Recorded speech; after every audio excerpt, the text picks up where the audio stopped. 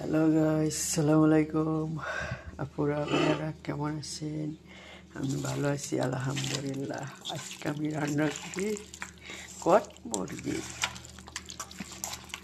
এই রোজার ঈদের পর বড় একটা কট মুরগি আনছিলাম।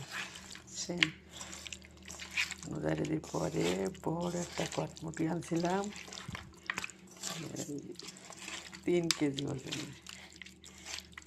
3 কেজি ওজনের একটা কট মুরগি আনছিলাম। ছোট ছোট টুকরা করে ধুয়ে দিয়েছিলাম ফ্রিজে। আজকে আমার মনে হচ্ছে কি যে শীতে পিঠে বানাই আর মুরগির মাংস রান্না করি।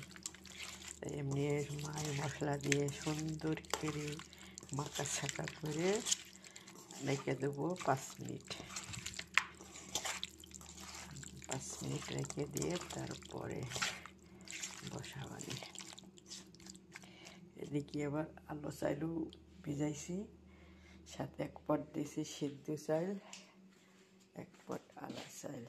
এই যে সাথে 1 পট সিদ্ধ চাল দিছি, 1 পট আলা চাল দিছি। দিয়ে এখন বিকেলে পিঠে বানাবো। বুঝছেন, কে কে খাইবেন চাইলে আসেন।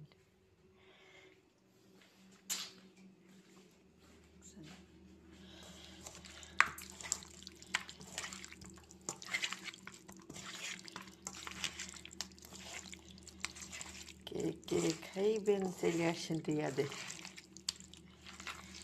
আমার ম্যাডামটা কিচ্ছু বলবো না, কেটে আমি এটি নিজের বাজার করে আমি খাই, ঠিক আছে। এগুলো তারপরে রান্না করে এখন কিছু করবে না, সব ঘুমাইছে। বৃহস্পতিবারে আমার বাসায় রান্না যায় না কিছু। বৃহস্পতিবারে আর শুক্রবারে রান্না করা যাবে না, ম্যাডামরা গন্ধ করবে। এই জন্য ম্যাডামরা অন্য জিনিস অন্য দিন তুই যা মন চায় তাই রান্না করে খাবি, ঠিক আছে। কিন্তু বৃহস্পতিবারে শুক্রবারে রান্না করবি না। আমিও তাই করি, আমি বৃহস্পতিবারে শুক্রবারে রান্ধি না, আগের থেকে রান্ধে খাই, গরম করে খাই। ও ম্যাডাম করেও ভালো আছে, আমার যে বাড়ি থাকি ওই মহিলাটাও ভালো আছে আলহামদুলিল্লাহ। ভালো না হলে পর আমি 9 বছর থাকতে পারি? এইটা আমারও আল্লাহ দিলে আর 1 বছর থাকবো। ওরা ভালো বলেই তো থাকতে পারছি, সবাই ভালো আছে।